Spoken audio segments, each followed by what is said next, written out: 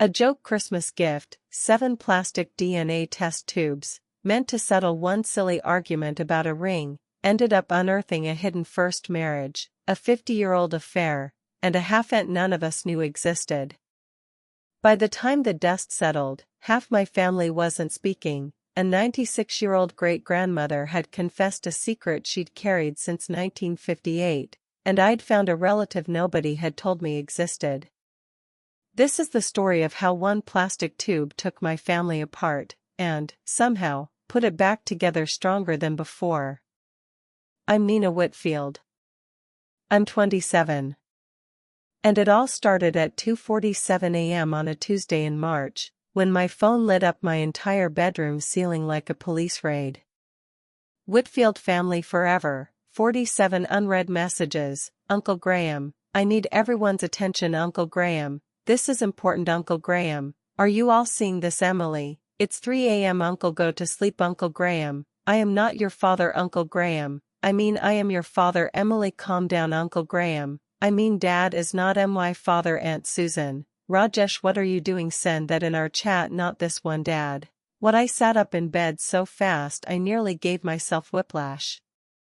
My little brother Sam was already video calling me before I'd even processed the first message, his face lit blue by his own phone screen, hair sticking up on one side. Did you see it? He whispered, like the walls might hear. I'm literally reading it right now. Oh my God, Nina. He said my name the way he used to when we were kids, and he'd broken something of Mom's. This is because of the DNA kits. I put my hand over my mouth. Not because I was shocked, exactly. Because I suddenly understood, with the terrible clarity of 3 a.m., that this was entirely my cousin Emily's fault, and also, somehow, mine, because I was the one who'd said, yeah, sure, why not, back in December when it was just supposed to be a joke. I should back up. My family is loud, warm, and, I say this with love, constitutionally incapable of letting anything go. We're a big Yorkshire family on my dad's side, which means every gathering doubles as a courtroom, a comedy roast, and occasionally a wrestling match, sometimes all in the same sentence. We'd been arguing about the same thing, on and off, for exactly 2 years, my grandfather's ring. Grandpa Arthur died when I was 25. He was a small, stubborn, endlessly funny man who wore the same brown cardigan for 30 years and called every parking spot a miracle from God, personally arranged. The ring was a heavy gold signet, worn smooth at the edges, engraved with a K that had been in the family, according to Grandpa, according to his father, according to legend, since somewhere around the First World War, carried home from the trenches wrapped in a handkerchief. The family rule, older than any of us, was that the ring went to the eldest grandson of the eldest son. Very medieval. Very inconvenient, because it turned out nobody actually agreed on who that was. My dad, David, is the eldest son. His younger brother is Uncle Graham. That part was never in dispute. But Uncle Graham's son, my cousin Oliver, was born 11 months before my brother Sam, which, according to Uncle Graham, at every single family function since 2019, made Oliver technically the eldest grandson, even though his father was the younger son, which, according to my dad, defeats the entire purpose of the rule. Graham, use your brain. This argument had derailed 2 weddings, 1 christening, and, most memorably, Emily's engagement party last November, where my father and my uncle nearly came to actual blows over a ring that neither of them was even wearing, while my grandmother sat at the head table eating trifle with the serene detachment of a woman who had genuinely seen everything. It was Emily, Uncle Graham's daughter, the bride-to-be, 26 years old and permanently done with all of us, who finally stood up on a chair in her going-away outfit and shouted, "Everyone shut up. You want to know who's really whose grandson?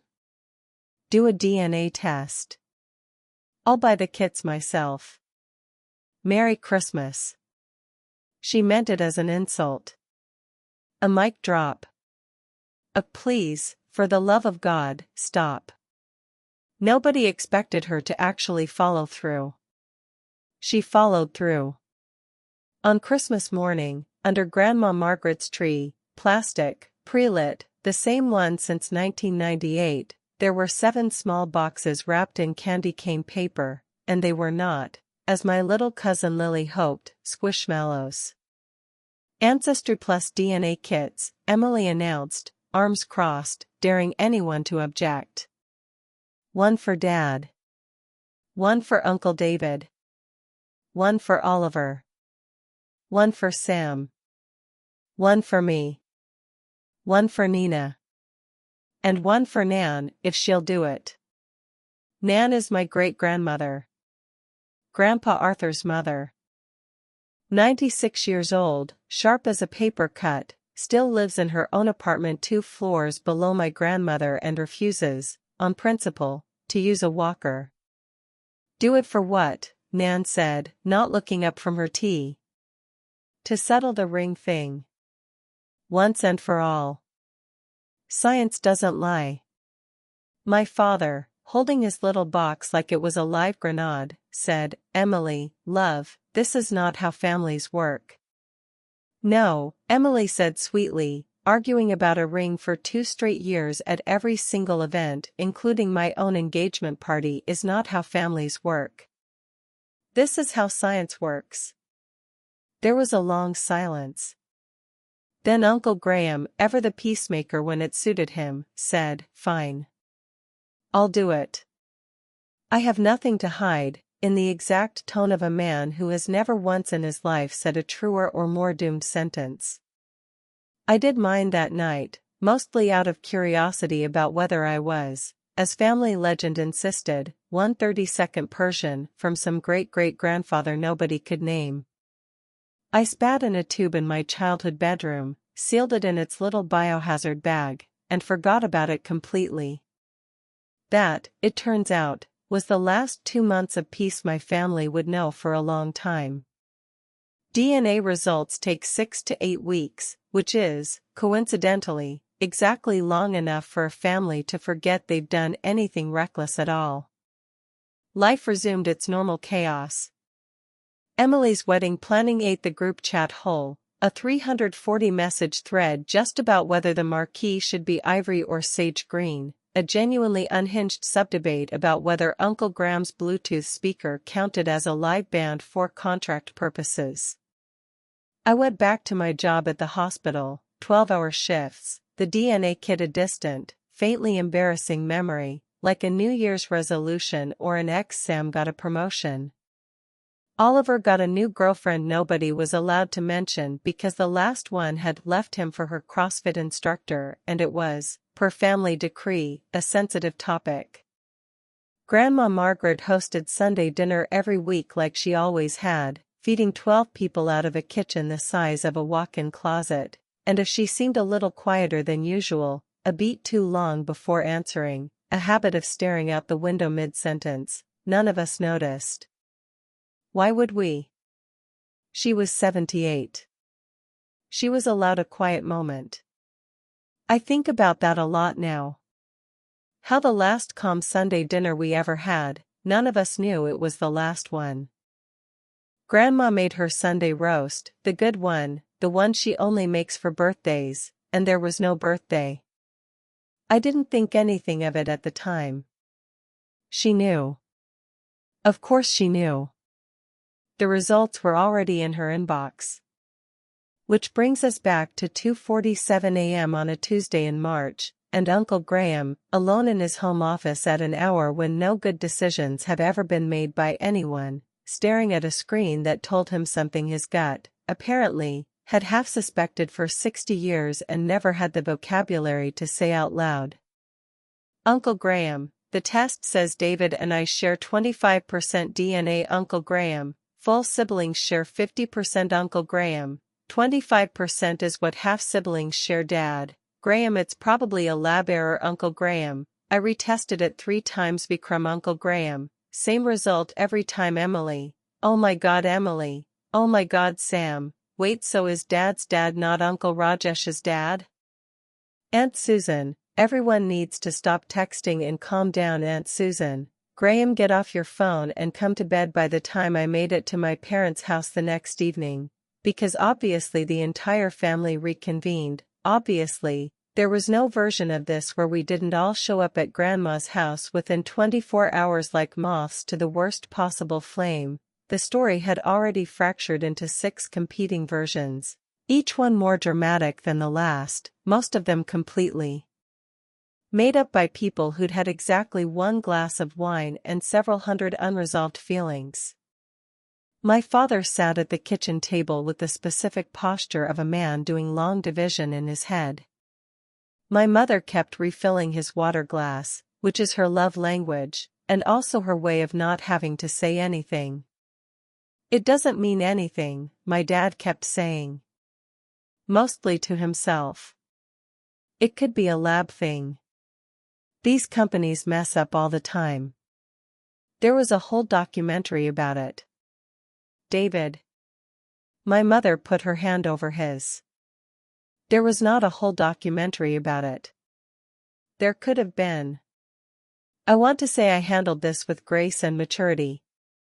What I actually did was sit on the kitchen counter, eating cold trifle straight out of the bowl with a fork, and text Sam the entire time under the table like we were 14 again, passing notes during a boring assembly, except the assembly was our family quietly detonating.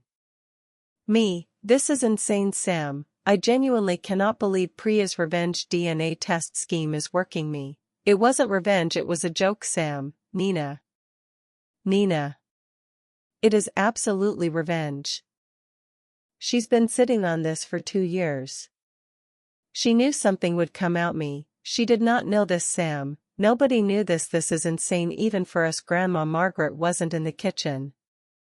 She was in the living room, in her chair by the window, the same chair she sat in every evening of my entire life, and she was very, very quiet.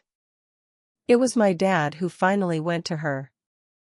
I trailed behind him because I am, and have always been, incapable of minding my own business, especially when the business in question is a decades-old family secret unraveling in real time. Mom, he said. Gently, which surprised me. I'd expected him to be angrier. Did you know about this? Grandma Margaret looked at her hands for a long moment. She has beautiful hands, small and quick, the kind that have made 10,000 Yorkshire puddings without ever measuring anything. She looked at them like they belonged to someone else. I knew, she said finally. The room, which had somehow filled up behind us, Uncle Graham and Aunt Susan and Emily and Oliver, all of us packed into the doorway like a very tense flash mob, went completely silent. Your father, she said, still to her hands, not to any of us, traveled a great deal in those years. For his cousin's business, the fabric import, you remember. Sometimes for 4-5 months at a stretch. It was 1971. I was 26 years old, alone in a new country with a 2-year-old, and I was, she stopped. Started again. I was very lonely, David. That is not an excuse. It is just the truth, and you asked for the truth, so I am giving it to you. Uncle Graham made a sound like he'd been hit in the stomach. There was a man, Grandma continued. He worked at the print shop where I used to take the boys' school photographs. It did not last long. It did not need to last long. A small, terrible pause. Graham was born 9 months after your father came home. He never asked questions. I think he suspected. I think in his own quiet way he decided to love that baby exactly as much as he loved you, David, and to never once speak of it, and so I decided the same, and that is what we did, for 54 years, until a girl with a wedding to plan handed everyone a plastic tube. She looked up, finally, and her eyes landed on Emily, who had gone the color of old paper. I am not angry with you, love, Grandma said. You did not put the secret there. You only turned on the light. If you have never watched a family disintegrate over WhatsApp, I do not recommend it, but I also cannot, in good conscience, pretend it wasn't the single most compelling television of my entire life, minus the part where it was actually happening to me. Uncle Graham left the house that night without eating dinner, which, for a man raised on his mother's cooking, is roughly equivalent to declaring war. He didn't speak to my grandmother for 11 days. He changed his profile picture on the family chat to a black square, which he apparently believed was a subtle and dignified form of protest, and which the rest of us found so bizarre that it became its own meme. Emily, why is my dad's profile picture a black square, Sam? I think it's symbolic, Emily. Symbolic of what, Sam? The void Aunt Susan, meanwhile, oscillated hourly between fierce defense of my grandmother. She was 26, alone, in a foreign country, do you have any idea? And fierce defense of Uncle Graham's right to be upset, but also he just found out his entire identity is a lie. Nina, some grace please. And honestly, I couldn't argue with either version. Both were true. That was the whole horrible, human problem with it. Nothing about it was simple enough to have a villain. My dad barely spoke for a week. Not angrily, he wasn't angry at Grandma, not really, or if he was he never let it show, but there was a strange, hollowed-out quality to him, like a man recalculating a math problem he'd been sure of his entire life.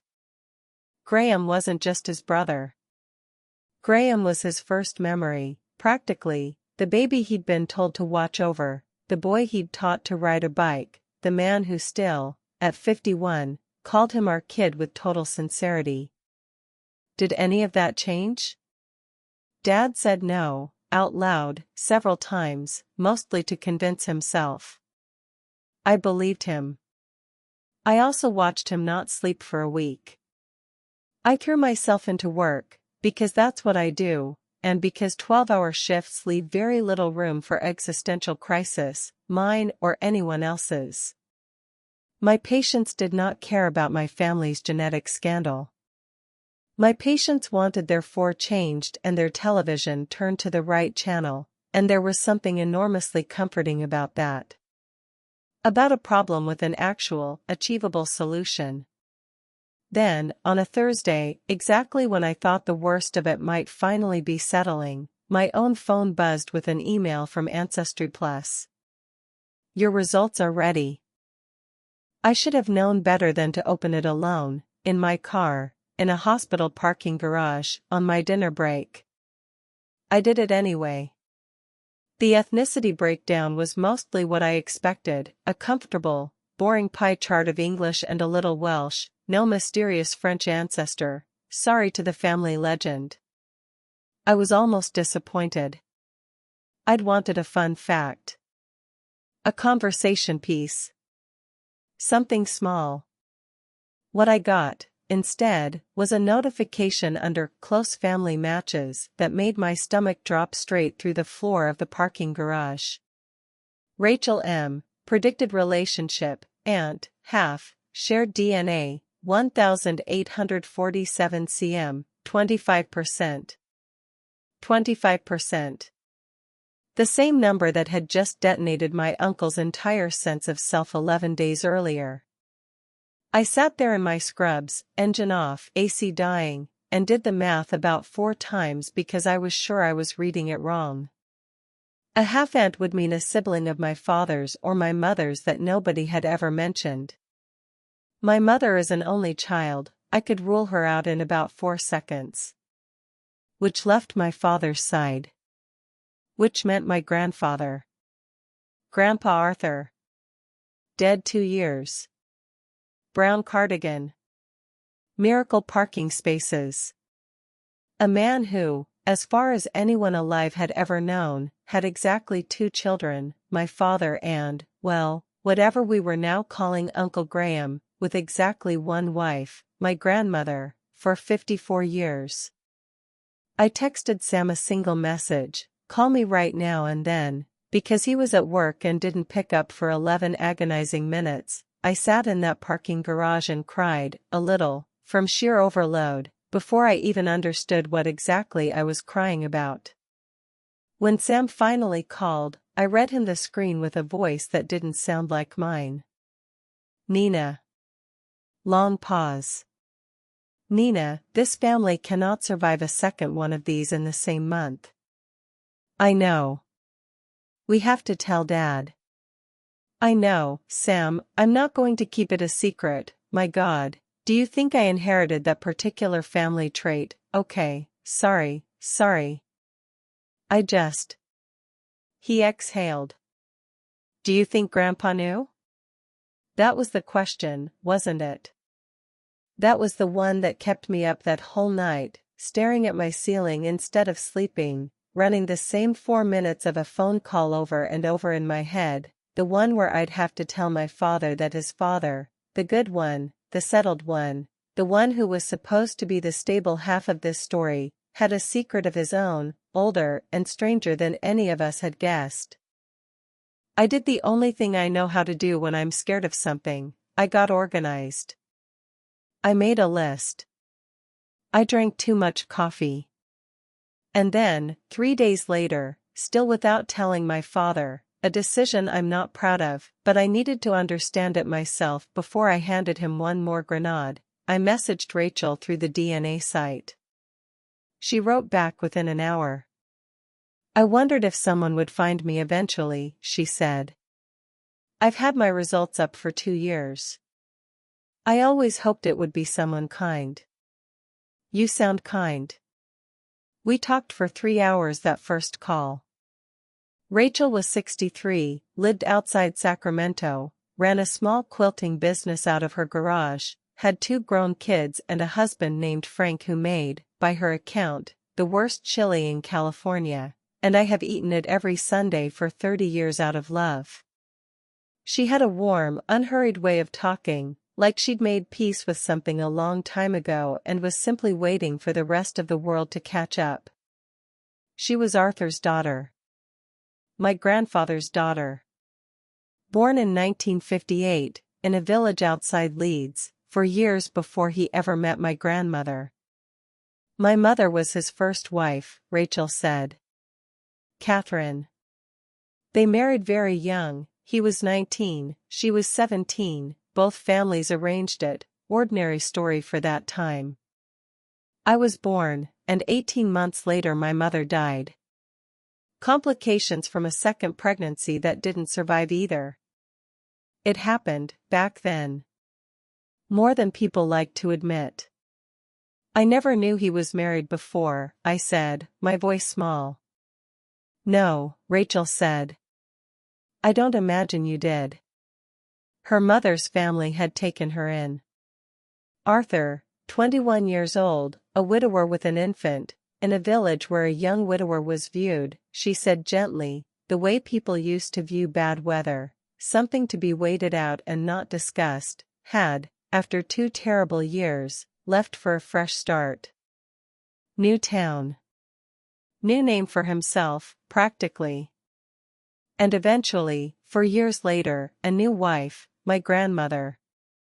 He sent money for years, Rachel said. Every month, like clockwork, care of my grandmother, until she died and my aunt took over raising me. I have a shoebox of postcards. No return address, ever. Just my name and love, your father, at the bottom. Sometimes a little note about the weather where he was, or a joke. He had a very good sense of humor, your grandfather, even in 4 sentences on a postcard. I laughed despite myself, wetly, because of course he did. Brown cardigan. Miracle parking spaces. 4 good sentences on a postcard to a daughter he never came back for. Why didn't he ever bring you into the family? I asked. It came out harder than I meant it to. Rachel was quiet for a moment. I used to ask that too. I think the honest answer is shame, mixed up with grief, mixed up with what his own mother told him to do. I found out, years later, that it wasn't entirely his decision alone. What do you mean? I mean, Rachel said, there's a woman in your family who's very, very old, who I believe knows a great deal more about this than anyone's told you. I went to see my great-grandmother alone, on a Sunday afternoon, with a box of the Battenberg cake she likes and absolutely no plan for how to start the conversation. Nan's flat smells like Earl Grey and old newspaper and something floral I've never been able to place. She was in her chair by the window, a cardigan over her shoulders, not Grandpa's brown one, her own, pale blue, hand-knit by some grandchild 40 years ago, and she watched me set the cake down with the particular patience of a woman who has outlived enough surprises to recognize one walking through her door. You found her, Nan said. Not a question. I sat down across from her, hands cold despite the warm apartment. Her name is Rachel. She's 63. She makes quilts. Nan nodded slowly, and for a moment I thought that would be all, a nod, a silence, the door quietly and permanently shut, the way old people sometimes do when a subject is too heavy to lift twice in one lifetime. Then she surprised me. I have been waiting 50 years for someone to ask me about her, she said. I am almost relieved. And she told me. She told me about Catherine, Arthur's first wife, a bright, funny girl, Nan's own choice for her son, a match she'd been proud of. She told me about the second pregnancy, the fever that came after, 3 days in a hospital that didn't have what it needed, and the particular, silencing grief of losing a daughter-in-law she'd loved as her own.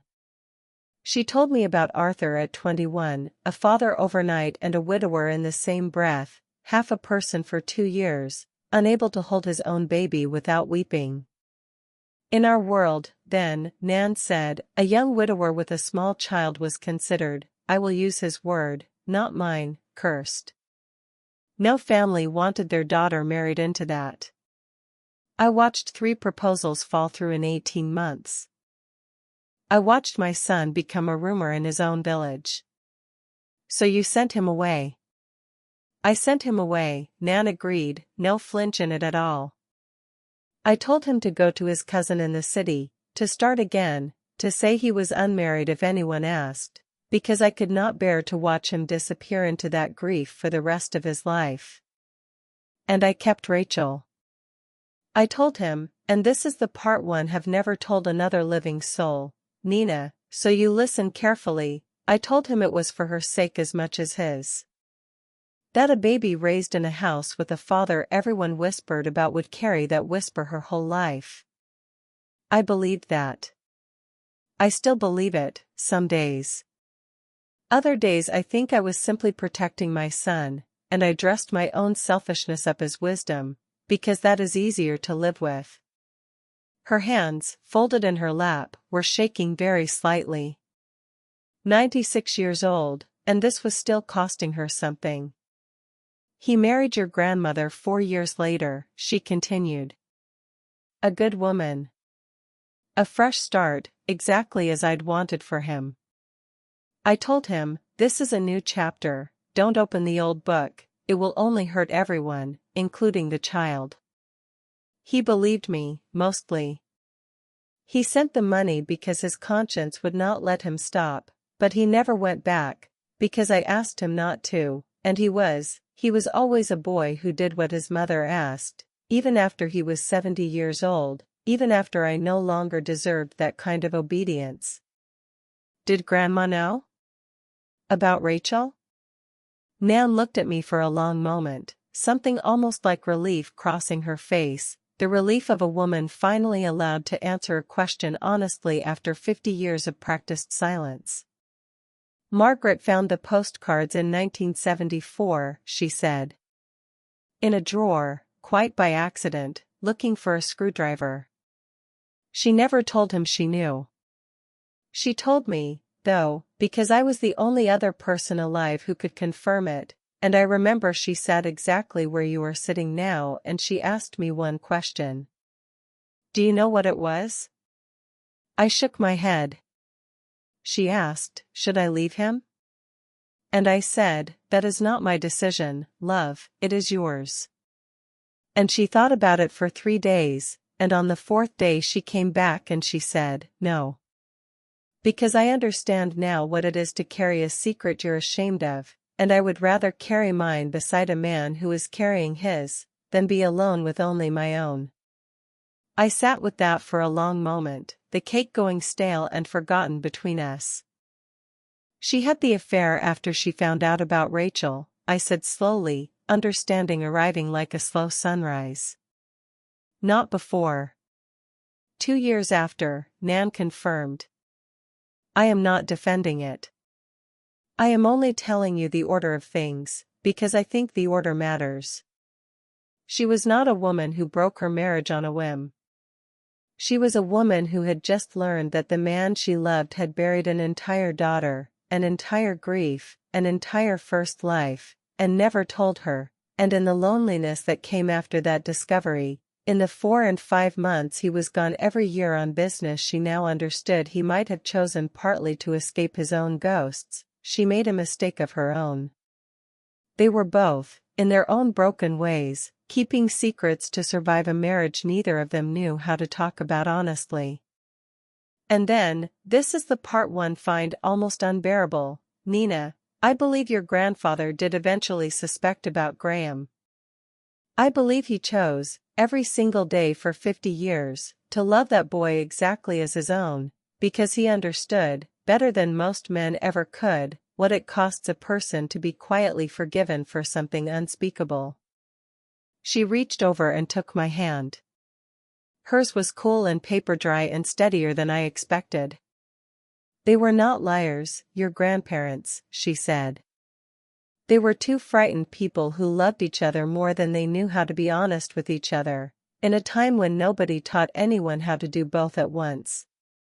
I have had 96 years to think about whether that makes what we did right. I still don't know.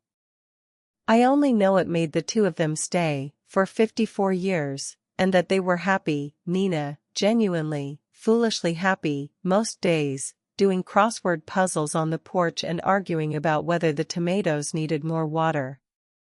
Whatever this ring nonsense started, I hope it does not convince you that their whole life together was a lie.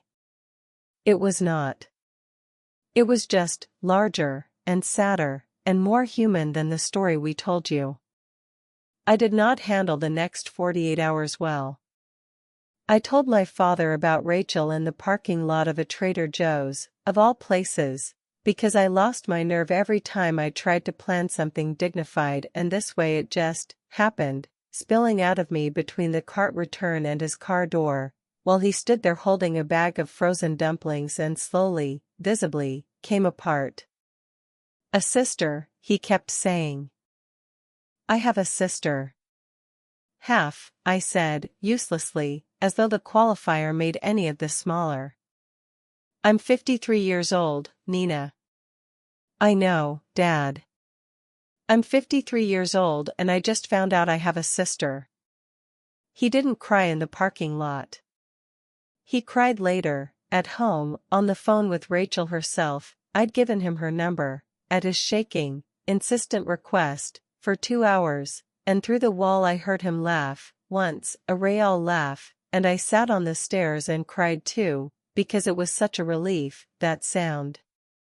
Uncle Graham, meanwhile, was informed of the Rachel situation by Aunt Susan, who informed him with the specific triumphant energy of a woman who has just discovered she is, comparatively, not even the most complicated secret in the family this month.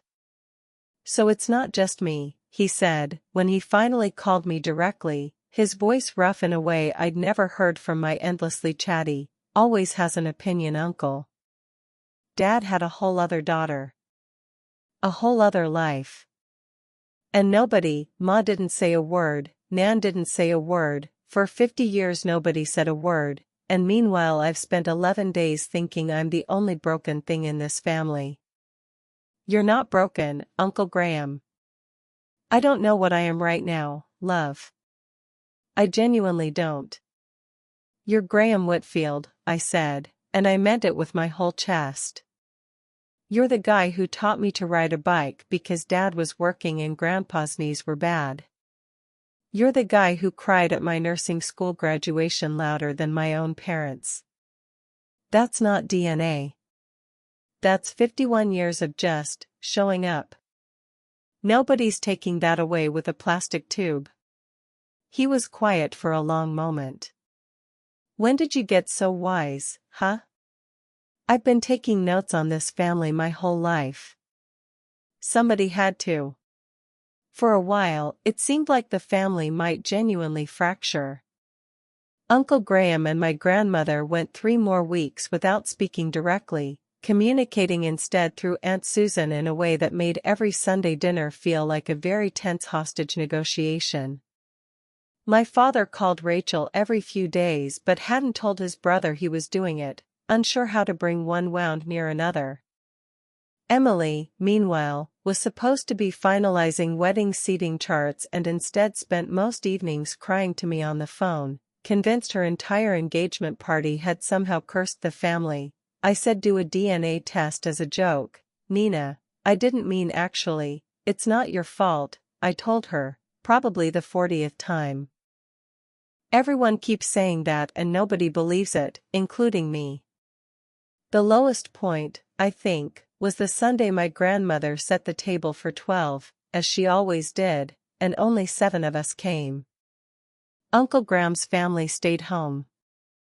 My father sat across from the 3 empty place settings with an expression I'd never seen on him before, not anger, not grief exactly, just a kind of bewildered exhaustion, a man watching a structure he'd trusted his whole life reveal itself as scaffolding, held together by things he'd never known to check. Grandma didn't cry at that dinner. She served the Sunday roast, the good one, and she ate very little, and when Sam, bless him, my brother has always known exactly when a room needs a joke, tried to lighten things by asking if we could get the ring turned into a Family Feud-style buzzer system so we can just settle future arguments the normal way, she actually laughed. A small, surprised laugh, like she'd forgotten she still had one in her. Your grandfather would have loved that idea, she said. He always did think we took ourselves too seriously. That was the first thing that gave me hope. Not a resolution. Just a laugh, in the middle of the wreckage, proof that the family's oldest instinct, to find something funny even while the roof was on fire, hadn't actually burned down with everything else. It was Nan, in the end, who called the meeting. 96 years old, and she still had more nerve than the rest of us combined. She summoned everyone, and I do mean summoned. There was an actual phone call to each household with instructions, delivered in the tone of a woman who has been managing this family since before most of us were born and fully intends to keep doing so from her armchair, to Grandma Margaret's living room on a Sunday in April, 5 weeks after the first bomb went off. Uncle Graham came. That alone told me something had shifted. He sat stiffly on the couch beside Aunt Susan, arms crossed, but he came. Nan sat in the good chair, the one usually reserved for whoever was hosting, and she made all 16 of us, parents, kids, grandkids, one very confused toddler who kept trying to eat the coffee table coasters, wait in silence for a full uncomfortable minute before she spoke. I am 96 years old, she began, and I have decided I am too old to watch you all destroy something it took me 70 years to help build, over a ring my son wore because his father wore it, none of whom, I promise you, would have wanted a single one of you to stop speaking to each other over who gets to put it on next. Nobody said anything.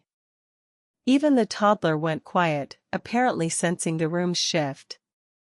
I am going to tell you all something, she continued, and then I am going to tell you what I think should happen, and you may do what you like with that opinion, because I have very few years left in which to be told yes, Nan, by people who don't mean it, and I would rather spend them being honest. And she told the whole room what she'd told me alone in her apartment. Catherine, the fever, the shame, her own decision to send Arthur away and keep Rachel, Margaret finding the postcards, the affair that came after, not before, the 50 years of two people quietly, imperfectly forgiving each other without ever once saying the word out loud. I watched my grandmother's face while Nan spoke.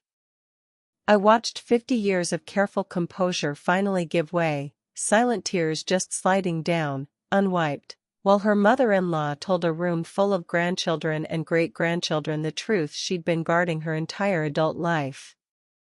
I watched Uncle Graham's face too. Watched something in his jaw unclench, slowly, as he understood, really understood, not just intellectually but somewhere lower, somewhere it could actually land, that his existence hadn't been a betrayal invented from nothing. It had grown out of a marriage already cracked by an older, deeper secret, one that had nothing to do with him and everything to do with two frightened people trying to survive a grief nobody had taught them how to carry. So, Nan finished, here is what I think. David, you have a sister. I would like to meet her before I die, and I am 96, so I would appreciate some urgency. Graham, you are my grandson exactly as much today as you were 6 weeks ago, and if anyone in this room treats you otherwise, they will answer to me, and I promise you, I still have some fight left. Margaret. She turned to my grandmother, and her voice softened for the first time. You did not fail this family. You survived it. There is a difference, and I should have told you that 50 years ago instead of letting you carry it alone. My grandmother made a sound I'd never heard her make before, half laugh, half sob, and crossed the room to kneel by Nan's chair, and the two of them held each other for a long moment while the rest of us sat there, 16 people trying very hard not to fall apart in front of the coffee table coasters. And the ring, Nan said, once she'd composed herself, dabbing her eyes with the edge of her shawl, is going to Rachel. The room erupted. Nan, she's never even met us, she's not even a Whitfield by name, with respect, Nan, that's insane, the whole point of the rule was the eldest grandson of the eldest. Nan raised one hand, and I will never, as long as I live, forget this. The entire room went silent instantly, 16 loud, opinionated Whitfields shutting up on command like she'd flipped a switch installed in all of us at birth. The rule, she said, was invented by a great-great-uncle nobody in this room ever met, for reasons nobody in this room remembers, and it has caused nothing but misery since the day Arthur died. I am retiring the rule. That is my right as the oldest person in this family, and if anyone disputes it, they may take it up with me directly, and I remind you all again that I am 96 and have very little patience left for nonsense. The ring is going to Rachel, she continued, not because she deserves it more than any of you, but because for 50 years she has had nothing, no ring, no family dinners, no birthday cards, no place at this table, while the rest of you argued over a piece of gold like it was the only inheritance that mattered. I think it is time the family gave her something back. After that, what she does with it, wears it, sells it, melts it into a bracelet for her granddaughter, whatever she likes, is entirely her business, because it will be entirely hers. Nobody argued after that. Not because everyone agreed, exactly. I saw Oliver's jaw tighten, I saw a flicker of something cross my father's face too, some old habitual instinct toward fairness as he'd always understood it, but because it was, undeniably, right, in the particular way that only very old, very clear-eyed people can make something sound right even when it costs you. Also, Nan added, when the silence had settled, I would like it noted that no one in this family is to purchase another DNA kit as a gift, ever again, for any reason, including but not limited to weddings, holidays, or attempts to win arguments. Emily, this means you especially. Emily, mortified, buried her face in her hands while the whole room finally, blessedly, laughed. It took another 6 weeks to arrange, because Rachel, sensible woman, wanted to make sure this wasn't going to be a single tearful reunion followed by radio silence. I've had 50 years of people appearing and disappearing, she told me gently. I'd like this one to stick, and because Nan insisted on doing it properly, which in our family means an enormous amount of food and absolutely no acknowledgement that the food is, itself, an apology. She flew in on a Saturday in June. My father and I picked her up from the airport, and I watched him scan the arrivals hall with an expression I can only describe as a man meeting his own childhood for the first time, searching every face for some resemblance, some proof, some evidence that this stranger was real and isn't here. He found her before she found him. I know because he made a sound, a small broken O, and then he was crossing the terminal at a near run, and Rachel, 63, silver-haired, wearing a cardigan that, I swear to God, was nearly the exact same shade of brown as Grandpa's, dropped her carry-on and caught him, and they stood there hugging in the middle of baggage claim, two strangers who shared a father and a face and 53 years of never having met, while I stood a few feet back, crying into my car keys, and an airport employee driving one of those little luggage carts had to go around us 3 times. You have his hands, my father said, finally pulling back to actually look at her. Exactly his hands. I have his terrible sense of direction, too, Rachel said, laughing wetly. Ask Frank. I got us lost coming out of every airport we've ever flown into. Dinner that night was the biggest Sunday dinner Grandma Margaret's little dining table had ever hosted, 21 people, 3 folding tables jammed together at odd angles, mismatched chairs dragged in from every room in the house, and food enough for 40 because apparently that's what you make when you're trying to say something you don't have other words for. Grandma met Rachel at the door. I don't know exactly what I expected. I think some part of me had braced for it to be awkward, 2 women whose lives had been quietly, permanently shaped by the same silence, one of them raised inside the family and one of them locked outside it. But Grandma just took both of Rachel's hands in hers and said, simply, I am so sorry it took this long, and Rachel said, you didn't do this. None of us did. Let's not spend tonight assigning blame, there's a roast getting cold, and the whole room laughed, and something in the air genuinely, finally, lifted. Uncle Graham and Rachel ended up talking for almost an hour on the back porch, the 2 secrets, as Emily later put it, bonding over being family plot twists, and I watched through the kitchen window as my uncle, who I hadn't seen properly laugh in 2 months, threw his head back at something Rachel said, and I thought, okay. We're going to be all right. Nan presented the ring to Rachel after dinner, in front of everyone, with a small speech that made my mother cry into a dish towel and made Uncle Graham have to leave the room briefly to check on the toddler, who was, in fact, fine, and asleep, and did not need checking on at all.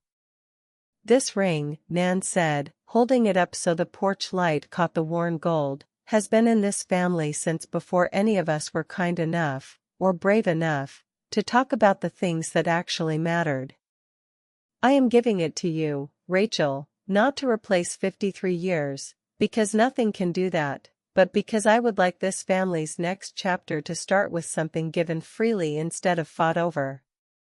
Rachel, to her enormous credit, immediately turned around and did something none of us expected. She took the ring, examined it for a long, quiet moment, and then walked it over to Emily.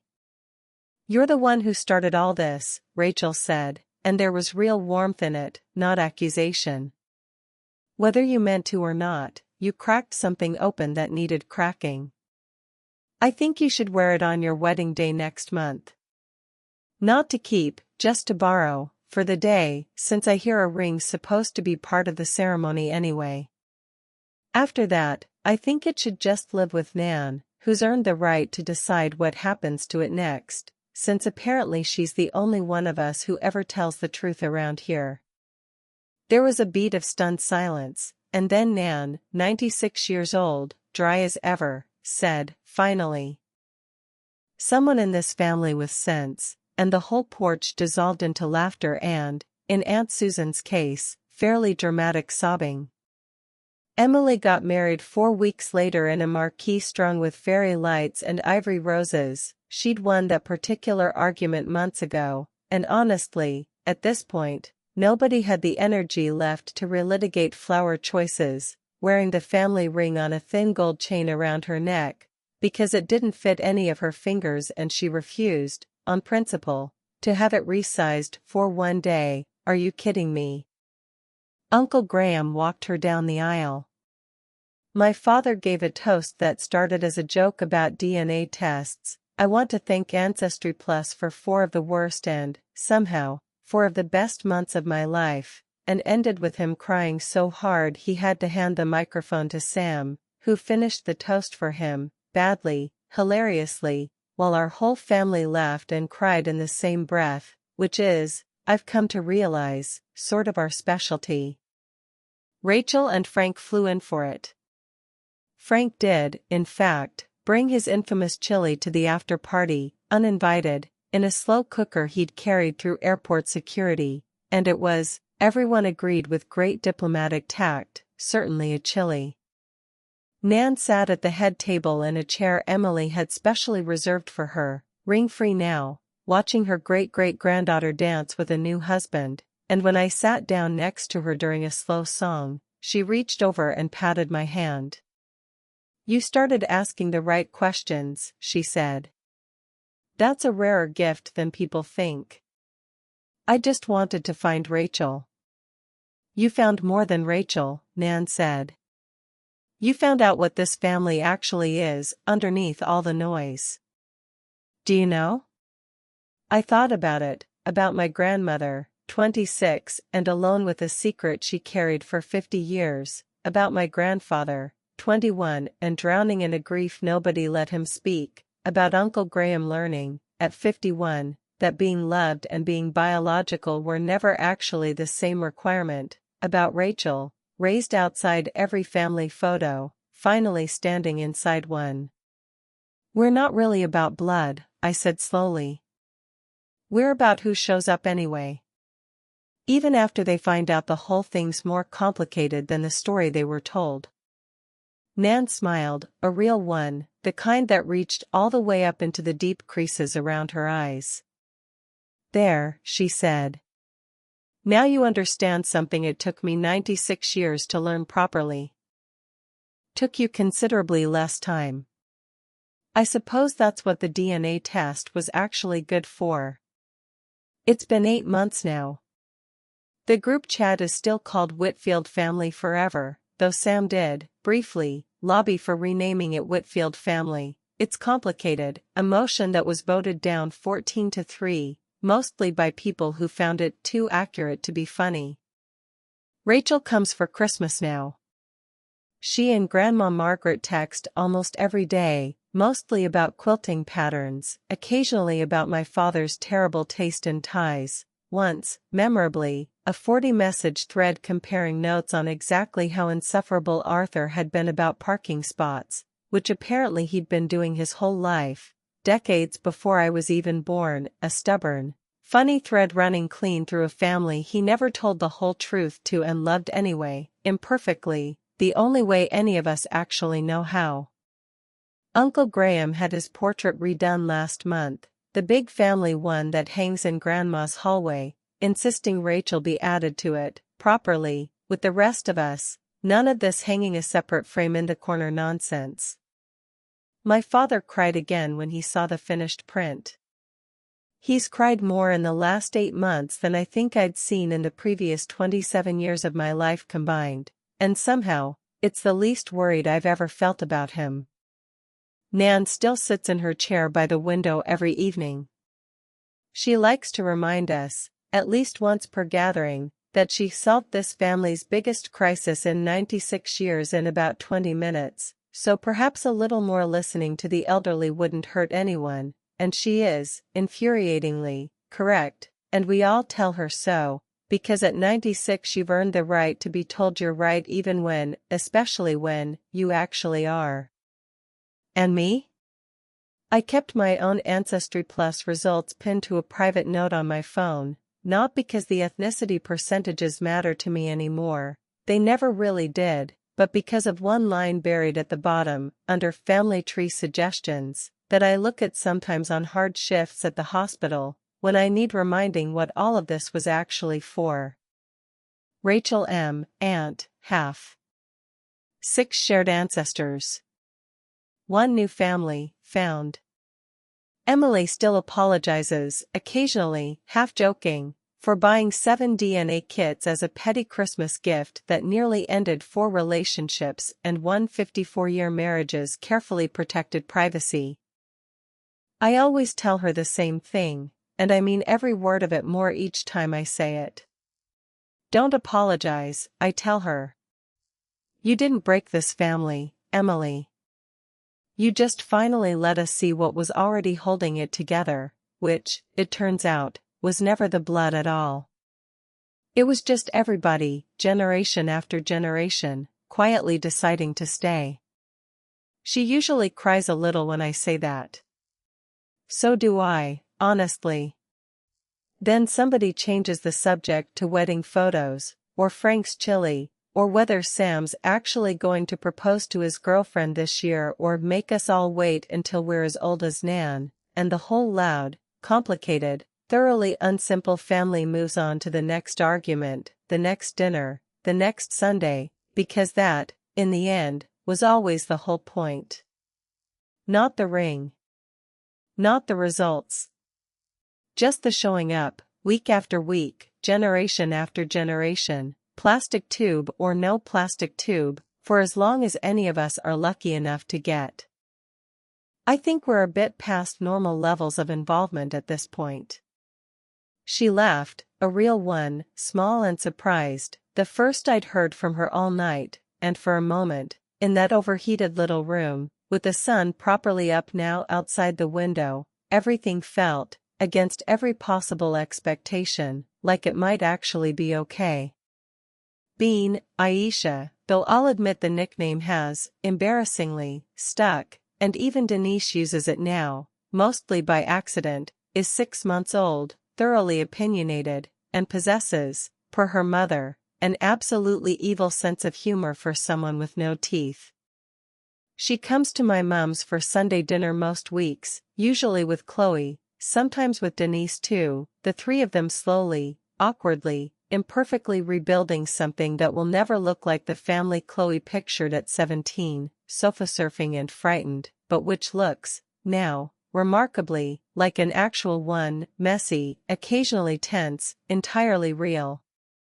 Florence, my niece, 6 months old herself and equally opinionated, has already established what Kate calls a rivalry over whose turn it is with the good high chair, which I choose to interpret as an excellent foundation for a lifelong friendship. Fiona still works on that ward, though the trust, under some pressure from an internal review that I may or may not have contributed a strongly worded statement to, finally hired the extra staff that unit had been asking for since long before that particular Tuesday. She sends Chloe a card every year on Aisha's birthday.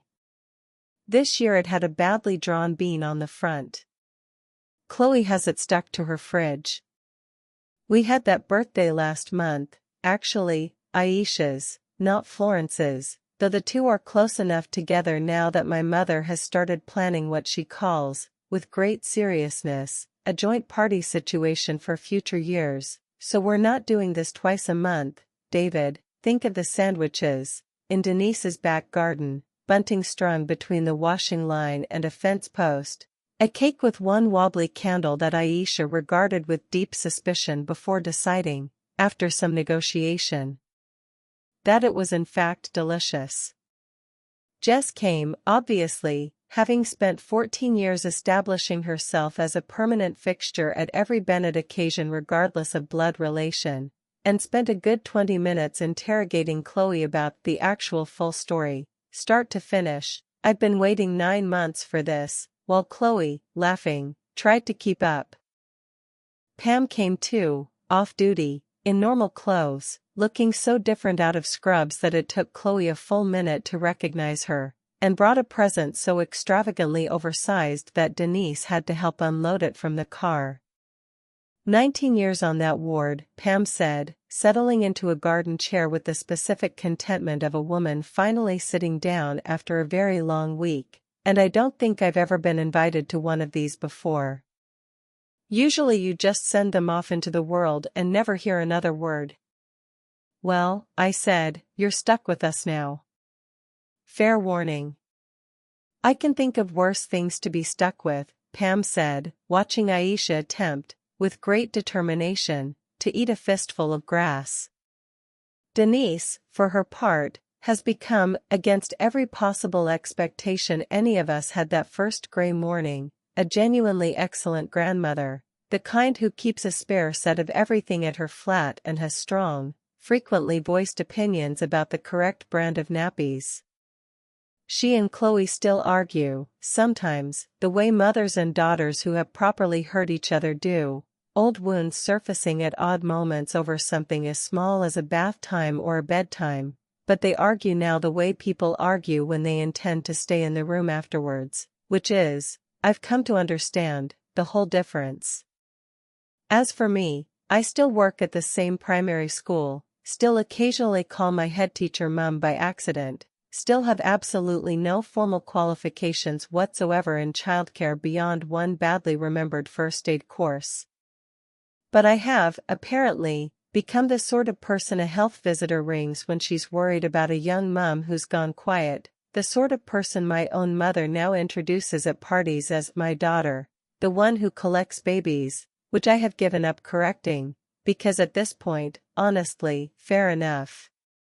At the party, near the end, once the cake had been demolished and most of the adults were sitting in various states of contented exhaustion on Denise's mismatched garden furniture, Chloe came and sat beside me with 2 mugs of tea, handing me one without asking if I wanted it, the way you do with people you've stopped being formal with.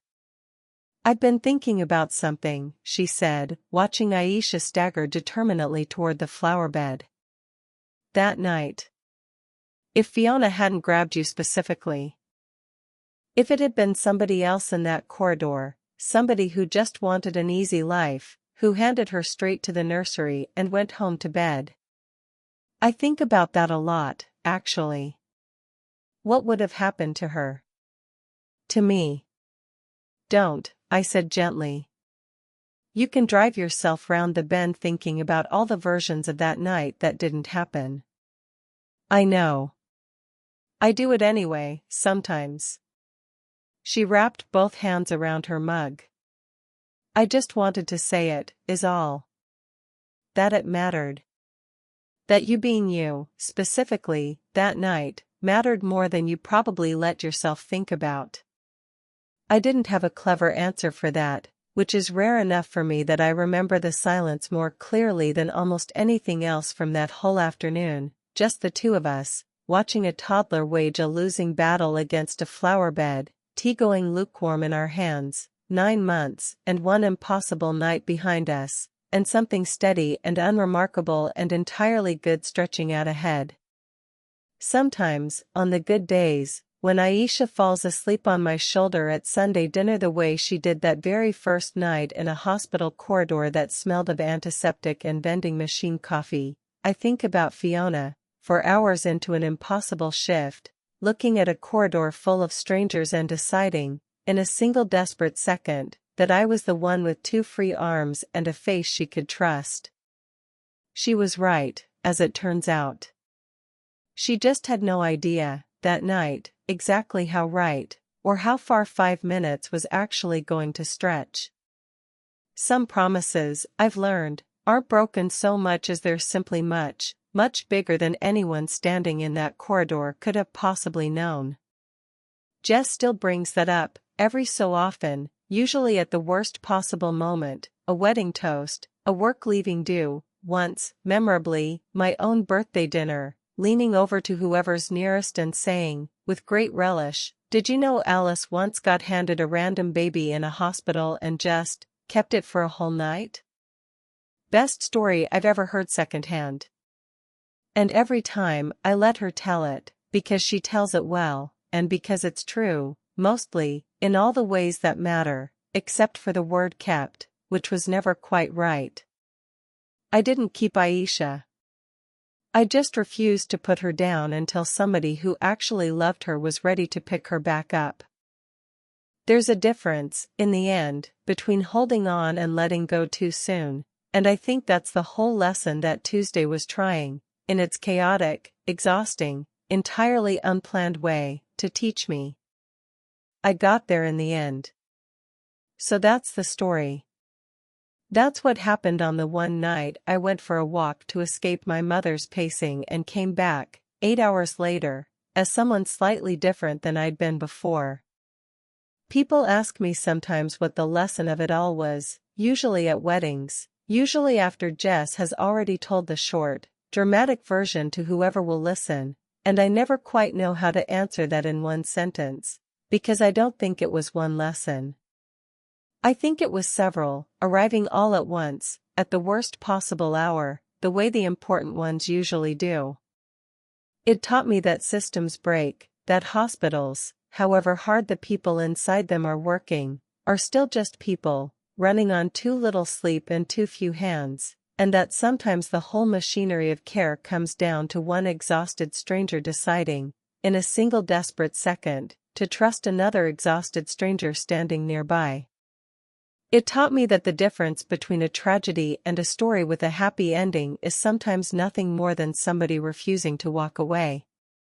And it taught me, properly taught me, not just as a fact I'd always known about my mom and my nana, but as something I'd now lived myself, that family was never really about who you're born to. It's about who turns up. Who stays in the room. Who holds on, even when holding on was never technically their job. Fiona held on for 5 minutes and then couldn't. I held on for the rest of the night because, somewhere in the middle of it, I stopped being able to imagine doing anything else. Chloe held on for 17 years of a life that gave her very little reason to, and then, in the hardest moment of it, for one terrifying half hour, she let go, and the whole rest of that story was really just about everyone else deciding not to let her carry that alone. If there's one thing I'd want anyone to take from all this, it's simple enough to fit on the back of a hospital linen trolley. When someone hands you something fragile and says, just 5 minutes, don't be too quick to put it down the second the 5 minutes are up. You never know exactly how much you're being trusted with, or how far it's going to stretch, or who's going to walk back through those double doors changed because you didn't let go. That's the whole story. Thanks for sticking with it till the end, same as I did. Alice, signing off. Go and hug whoever's nearest.